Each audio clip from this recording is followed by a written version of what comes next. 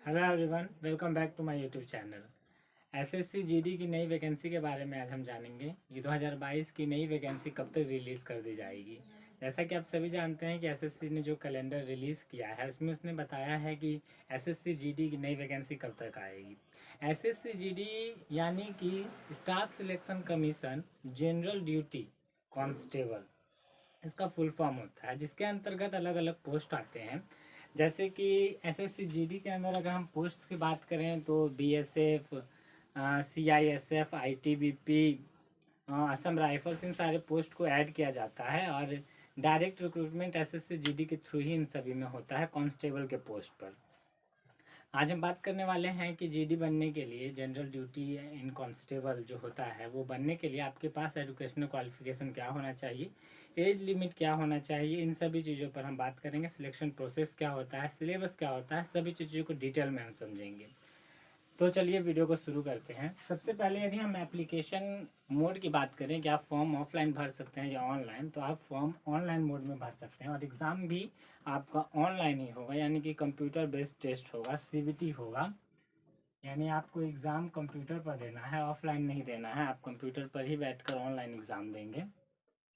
Notification date की बात करें कि कब तक एसएससी नोटिफिकेशन को रिलीज़ कर देगा और उसके बाद आप फॉर्म को फिलअप कर पाएंगे। तो जैसा कि एसएससी ने कैलेंडर में जारी किया है कि वो 10 दिसंबर यानी कि 10 दिसंबर 2022 को एसएससी नोटिफिकेशन को रिलीज़ कर देगा और उसके बाद आप आसानी से फॉर्म को फिल कर पाएंगे। एज लिमिट की बात करें तो एज लिमिट एसएससी जीडी में 18 से 23 साल होता है। यानी आपकी यदि मिनिमम एज 18 साल है तो आप फॉर्म को फिलअप कर सकते हैं और 23 साल है तो आप फॉर्म को फिल कर सकते हैं।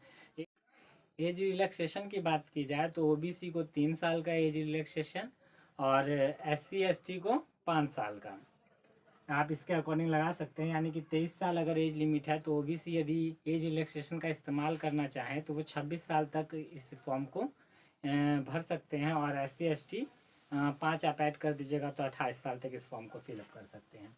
एजुकेशनल क्वालिफिकेशन की बात की जाए कि आप किस मतलब कि कहाँ तक आपने पढ़ाई की है और किस स्टैंडर्ड तक पढ़ाई करने के बाद आप इस फॉर्म को फिल करते हैं। तो यदि आप मिनिमम क्वालिफिकेशन इसमें 10th पास हो गया है, यानी आपने मैट्रिक किया है किसी भी बोर्ड से, इंडिया के किसी भी बोर्ड से आपने मैट्रिक किया हुआ है, 10th पास किया हुआ है, तो आप इस फॉर्म को भरने के लिए एलिजिबल हैं, अपितु कि आपकी उम्र 18 वर्ष हो गई हो। मिनिमम एज लिमिट 18 साल है।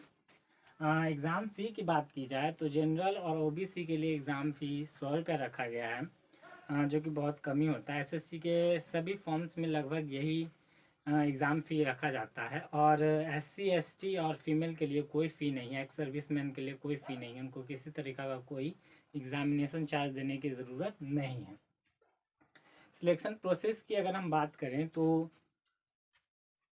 3 स्टेजेस होते हैं एसएससी जीडी बनने के लिए। सबसे पहले आपका कंप्यूटर बेस्ड टेस्ट होता है, ऑनलाइन एग्ज़ाम होता है आपका, जो मल्टीपल चॉइस जिसमें क्वेश्चन आते हैं। उसके बाद आपको फिजिकल स्टैंडर्ड टेस्ट, यानी कि आपका मेज़रमेंट किया जाता है कि आपकी हाइट कितनी है, आपका चेस्ट कितना है, इन सभी चीज़ों का मेज़रमेंट किया जाता है। थर्ड स्टेज में आप पीट यानी कि फिजिकल इफिशियंसी टेस्ट, दौड़ होता है आपका। कितना दौड़ होता है आगे हम लोग देखेंगे कि क्या दौड़ होता है, कितना होता है, फीमेल के लिए कितना होता है, मेल के लिए कितना होता है। उसके बाद आपका मेडिकल होता है और मेडिकल फिटनेस के बाद ही आप डॉक्यूमेंट वेरिफिकेशन के लिए जाते हैं। उसके बाद आपका फाइनल सिलेक्शन हो जाता है। सिलेबस की अगर हम बात करें कि एसएससी जीडी एग्ज़ाम में जो ऑनलाइन एग्ज़ाम सीबीटी बेस्ड कराया जाता है तो उसमें सिलेबस क्या होता है। तो सिलेबस को यदि आप देखें तो general intelligence and reasoning, general intelligence and reasoning से 25 क्वेश्चन 25 नंबर का पूछा जाता है। General awareness and GK, GK GS, general awareness and GK GS से 25 क्वेश्चन 25 मार्क्स के। एलिमेंट्री मैथमेटिक्स यानी कि मैथ से 25 क्वेश्चन 25 नंबर के। और इंग्लिश या हिंदी दोनों आपको अटेम्प्ट नहीं करना होता है। आप या तो इंग्लिश में 25 क्वेश्चन 25 नंबर का सॉल्व कर सकते हैं, नहीं तो फिर आप हिंदी को अटेम्प्ट कर सकते हैं। दोनों में से एक ऑप्शन अवेलेबल होता है। दोनों पेपर आपको नहीं देना होता है, क्योंकि एग्ज़ाम जब आप देने जाइएगा तो दोनों पेपर आपको मिलेगा ऑनलाइन एग्ज़ाम में। इंग्लिश के भी 25 क्वेश्चन और हिंदी के भी 25 क्वेश्चन, लेकिन आपको उनमें से एक ही पेपर को सॉल्व करना है। या तो हिंदी वाले को सॉल्व करिएगा तो पूरा 25 क्वेश्चन 25 नंबर का सॉल्व करिए, नहीं तो फिर हिंदी इंग्लिश वाले को कर लीजिए। ऑनलाइन एग्ज़ाम के बाद, सीबीटी एग्ज़ाम के बाद जब आप क्वालिफाई कर लेते हैं तो आपका हाइट मेज़रमेंट होता है, फिजिकल मेज़रमेंट टेस्ट होता है, जिसमें हाइट की यदि हम बात करें तो मेल के लिए 170 सेंटीमीटर और फीमेल के लिए 157 सेंटीमीटर रखा गया है, जो कि जनरल, ओबीसी और एससी इन तीनों कैटेगरी के लिए सेम ही है। एसटी के लिए सिर्फ एक अलग मेज़रमेंट हो जाता है, जिसमें एसटी के लिए यदि आप मेल हैं तो आपका 162.5 सेंटीमीटर, और अगर आप फीमेल हैं तो 150 सेंटीमीटर आपका हाइट खोजा जाएगा। चेस्ट की अगर हम बात करें तो यदि आप जनरल, ओबीसी और एससी से हैं तो 80 आपका होना चाहिए, और फुलाने के बाद यानी एक्सपेंस करने के बाद 5 होना चाहिए, यानी 5 फुलकर आपका होना चाहिए, यानी 80-85। फीमेल में इस तरह का कोई मेज़रमेंट नहीं होता। और एसटी की बात करें तो 76 और 5,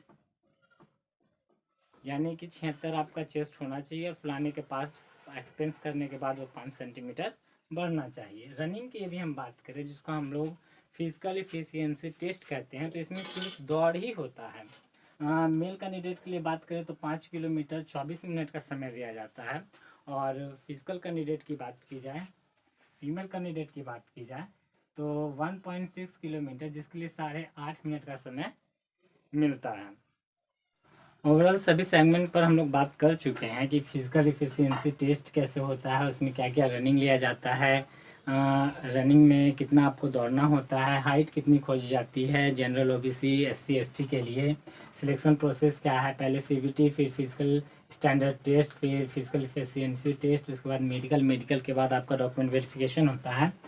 सिलेबस में क्या क्या आपसे पूछा जाता है, 100 क्वेश्चन 100 नंबर का पूछा जाता है। और नेगेटिव मार्किंग की यदि आप बात करें तो 1/4 नेगेटिव मार्किंग होता है, 1/4 नेगेटिव मार्किंग, यानी 0.25 नेगेटिव मार्किंग होता है इसमें।